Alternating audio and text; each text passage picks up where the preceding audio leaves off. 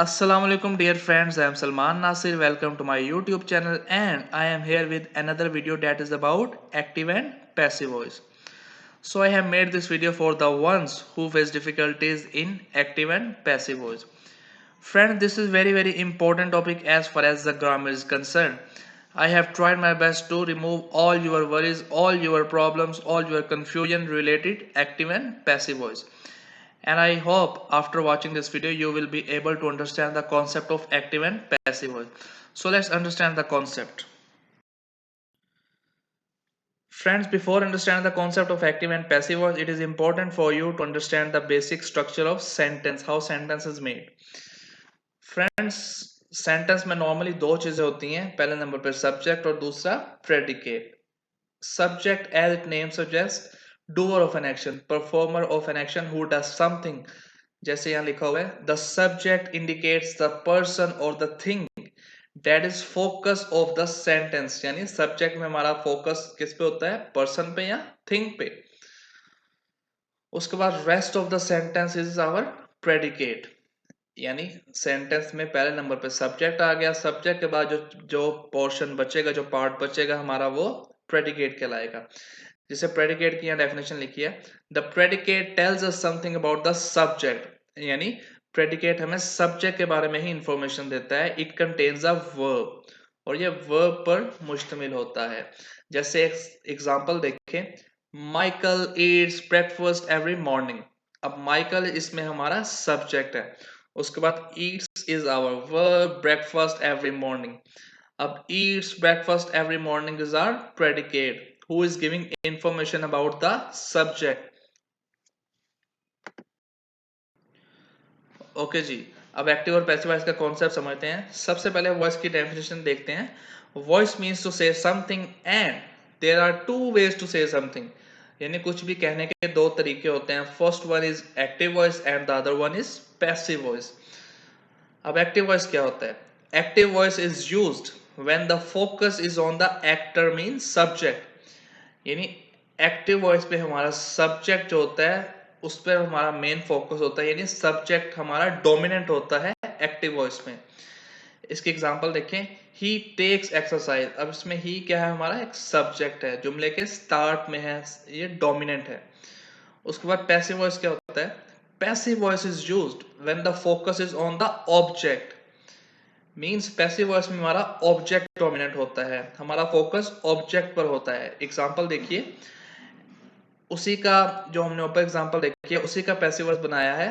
Exercise is taken by him. इसमें exercise क्या है, हमारा ऑब्जेक्ट था, सब्जेक्ट की जगह आ गया. यानी इसमें ऑब्जेक्ट इज डोमिनेंट. इसके बाद इसका स्ट्रक्चर देखिए. एक्टिव वॉइस में एक्टिव वॉइस का स्ट्रक्चर है सब्जेक्ट, वर्ब और ऑब्जेक्ट.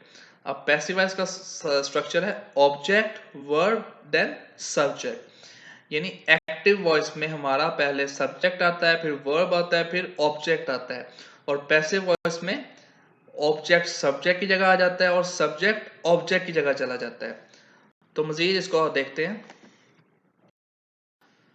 ओके जी, इसमें हमने बात की है कि किन किन टेंसेस के, जैसे 12 टेंसेस में से किन किन टेंसेस के एक्टिव और पैसिव वॉइस बन सकते हैं. तो फ्रेंड्स, 12 सेंटेंसेस में सिर्फ 8 सेंटेंसेस के हमें पैसिव वॉइस बनाने होते हैं, 4 के पैसिव वॉइस नहीं बनते. तो वो 8 कौन कौन से हैं? सबसे पहले प्रेजेंट इंडेफिनिट का बनता है, फिर प्रेजेंट कॉन्टिन्यूअस का बनता है, फिर प्रेजेंट परफेक्ट का बनता है और परफेक्ट कॉन्टिन्यूअस का नहीं बनता. उसके बाद पास्ट, पास्ट इंडेफिनिट का बनता है, पास्ट कंटिन्यूअस का बनता है, उस पास्ट परफेक्ट का बनता है, पास्ट परफेक्ट कॉन्टिन्यूअस का नहीं बनता. उसके बाद फ्यूचर इंडेफिनिट का बनता है, फ्यूचर कॉन्टिन्यूअस का भी नहीं बनता, फ्यूचर परफेक्ट का बनता है और परफेक्ट कॉन्टिन्यूअस का नहीं बनता. तो ये 8 टेंसेस के पैसिव वॉइस बनते हैं. तो ये कुछ रूल्स हैं, इन रूल्स को देखते हुए हम पैसिव वॉइस बना सकते हैं. अगर ये रूल्स आपको समझ में आ गए तो आप कोई भी टेंस में ये देखे बगैर कि ये प्रेजेंट का है, पास्ट का, ये फ्यूचर का है, ये देखे बगैर है उसे पैसिव वॉइस में चेंज कर सकते हैं. तो ये बहुत ही इजी रूल्स हैं, तो इन्हें गौर से देखिएगा. पहला रूल क्या है? ऑब्जेक्ट सब्जेक्ट की जगह आ जाएगा. जैसे हमें पता है कि सब्जेक्ट जो है हमारा ऑब्जेक्ट की जगह चला जाता है और ऑब्जेक्ट सब्जेक्ट की जगह आ जाता है। तो पहला रूल वही है कि हमने ऑब्जेक्ट को उठा के सब्जेक्ट की जगह पर ले आना है। उसके बाद दूसरे नंबर पे हमने क्या करना है, कुछ चेंजेस करने हैं। अब वो चेंजेस क्या है, यानी अगर जुमले में वर्ब की फर्स्ट फॉर्म आ जाए यानी डू या डस आ जाए तो उसकी जगह हम क्या लगाएंगे, इज एम आर। और दूसरा उसने बताया कि अगर वर्ब की सेकंड फॉर्म आ जाए जुमले में यानी डिड आ जाए तो उसकी जगह हम क्या लगाएंगे, वॉज या वर। उसके बाद अगर जुमले में हैज, हैव या हैड आ जाए तो उसकी जगह हम क्या लगाएंगे, हैज बीन, हैव बीन और या हैड बीन। उसके बाद अगर जुमले में विल आ जाए तो उसकी जगह हम लगाएंगे विल बी। उसके बाद अगर विल हैव आ जाए तो उसकी जगह हम लगाएंगे विल हैव बीन। और अगर कोई आईएनजी वाला जुमला आ जाए यानी जैसे प्रेजेंट कॉन्टिन्यूअस या पास्ट कॉन्टिन्यूअस आ जाए तो उसकी जगह हम लगाएंगे बीइंग। उसके बाद अगर वर्ब की, उसके बाद तीसरा जो हमारा रूल है उसमें ये है कि अगर वर्ब की हमेशा थर्ड फॉर्म आएगी। ये बात याद रखिएगा कि पैसिव वॉइस में हमेशा वर्ब की थर्ड फॉर्म लगानी पड़ेगी हमें, और वर्ब की थर्ड फॉर्म के बाद हमें बाय लगाना पड़ेगा। उसके बाद लास्ट रूल है कि सब्जेक्ट को हमने ऑब्जेक्ट की जगह ले आना है। तो फ्रेंड्स आई होप आपको ये रूल समझ में आ गए होंगे। और एक बात और ध्यान में रखिएगा कि अगर जुमले में इज एम आर आ जाए या वॉज वर आ जाए तो वो चेंज नहीं होंगे, वो वैसे के वैसे ही रहेंगे। यानी is am are active voice में हो तो पैसिव वॉइस में भी इज एम आर ही लगेगा। अगर वॉज वर हो एक्टिव वॉइस में तो पैसिव वॉइस में भी वॉज वर ही लगेगा। तो ये मैंने कुछ एग्जांपल्स लिखी हैं जिनसे आपको मजीद क्लियर हो जाएगा एक्टिव और पैसिव वॉइस। तो एग्जांपल है number 1 is he eats mango. अब इसमें मैंगो क्या है, हमारा ऑब्जेक्ट है, इसे हम उठाकर सब्जेक्ट की जगह ले आएंगे तो मैंगो। अब इसमें वर्ब की कौन सी फॉर्म है, फर्स्ट फॉर्म है। हमने क्या कहा था कि अगर वर्ब की फर्स्ट फॉर्म यानी डू या डज वाला आ जाए तो उसमें हम क्या लगाएंगे, इज एम आर। अब मैंगो एक है तो इसके बाद हम क्या लगाएंगे, इज। उसके बाद वर्ब की कौन सी फॉर्म लगानी है हमने, third. So mango is eaten. अब वर्ब की थर्ड फॉर्म के बाद हम लगाते हैं बाय, तो ईटन बाय। अभी हमारा सब्जेक्ट क्या था, ही को जब हम ऑब्जेक्ट की जगह ले आएंगे तो ऑब्जेक्टिव केस लग जाएगा। तो ही का ऑब्जेक्टिव केस क्या होता है, him. So mango is eaten by him.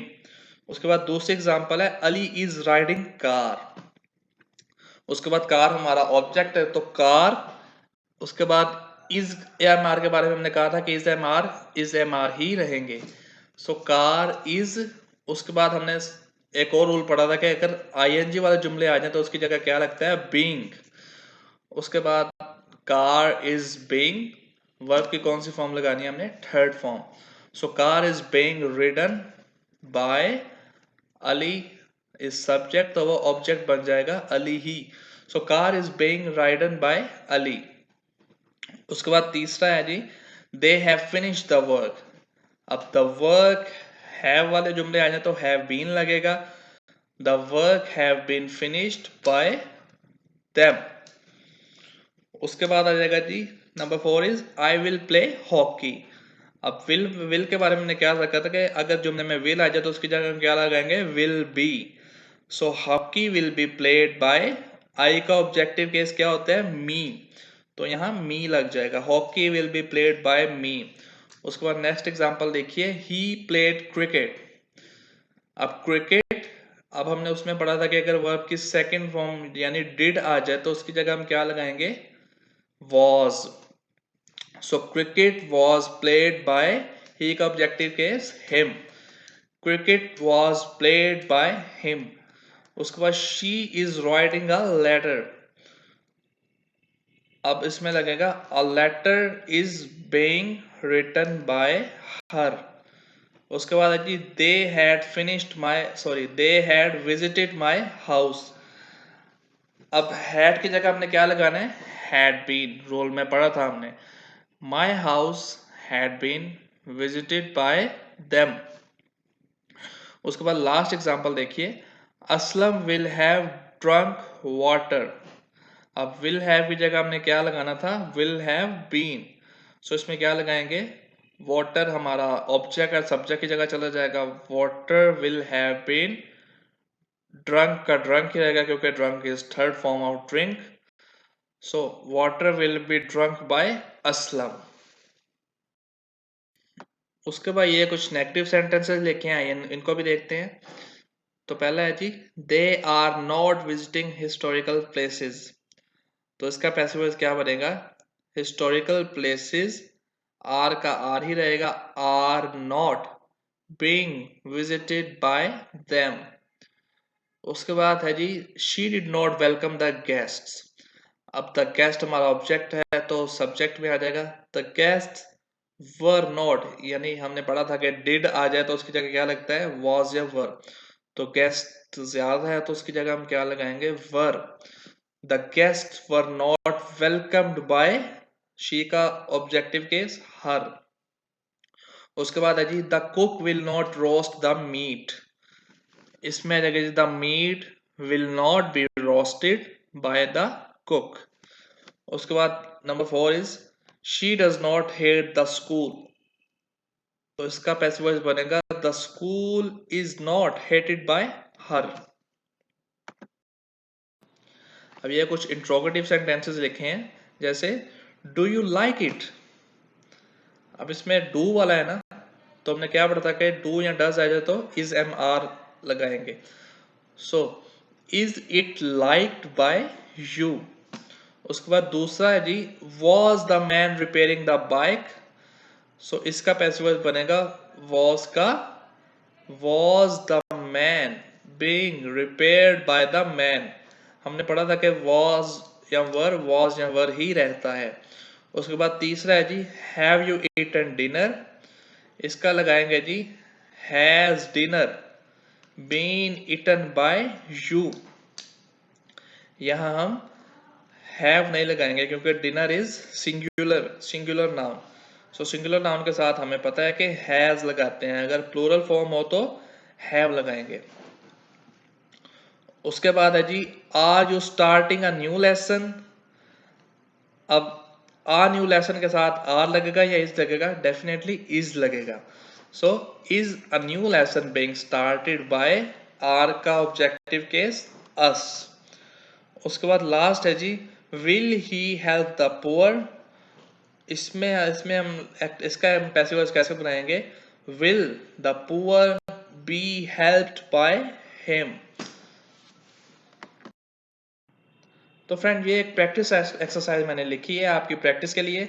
आप लोग इन्हें सॉल्व करके मुझे कमेंट में बताइए। जैसे they are going to Lahore, I know the reason, do many students use the library, the peon had already rung the bell, did you break the chair, the police caught the thief, does he always help his parents, he will deceive me।